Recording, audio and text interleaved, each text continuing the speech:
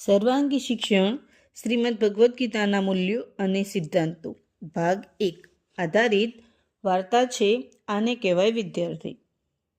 શ્રીમદ ભગવદ્ ગીતામાં જ્ઞાન, કર્મ અને ભક્તિનો મહિમા ગવાયો છે। એવો જ મહિમા શ્રદ્ધા અને સંયમનો પણ છે।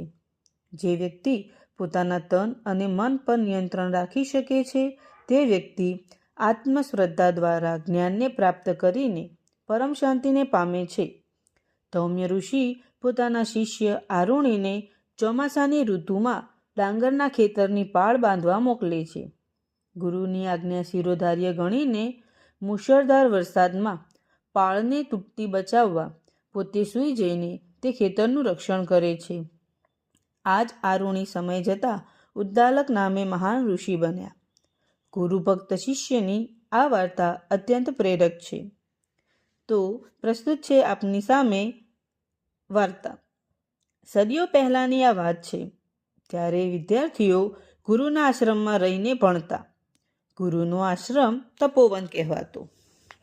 આશ્રમમાં આરુણી નામનો એક વિદ્યાર્થી ભણે। તે ખૂબ જ એકાગ્ર ચિત્તે ભણતો। ગુરુની આજ્ઞા તેના માટે સર્વસ્વ। આરુણી સૌ છાત્રોની સાથે બેસીને આશ્રમના રસોડે જમતો। એક વખતની આ વાત છે। ચોમાસાનો સમય હતો। વરસાદ શરૂ થતાં ધૌમ્ય ઋષિએ આરુણીને આદેશ આપ્યો, વત્સ, ખેતરની પાળ બાંધવી જોઈએ।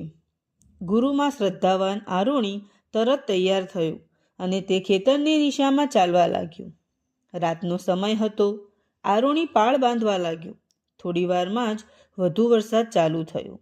પાણીનો પ્રવાહ એટલો ધસમસતો હતો કે નાખેલી માટી તરત જ ધોવાઈ જતી હતી। બીજો કોઈ રસ્તો ન સૂઝ્યો એટલે તેણે એક યુક્તિ કામે લગાડી। પોતે તે તૂટેલી પાળ પર સૂઈ ગયો।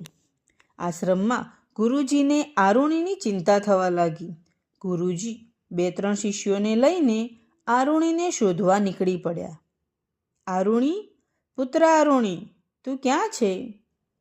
ખેતરની પાળ બનીને સૂતેલો આરુણી ગુરુનો અવાજ સાંભળીને તરત જ ઊભો થતો બોલ્યો, ગુરુજી, હું અહીં છું। આરુણી, મારી આજ્ઞાનું પાલન કરવા તે જાતની પણ ચિંતા ન કરી। તારું કલ્યાણ થાવ। હવેથી તું ઉદ્દાલક નામે ઓળખાઈશ। સમય જતાં ઉદ્દાલક મહાન ઋષિ બન્યા।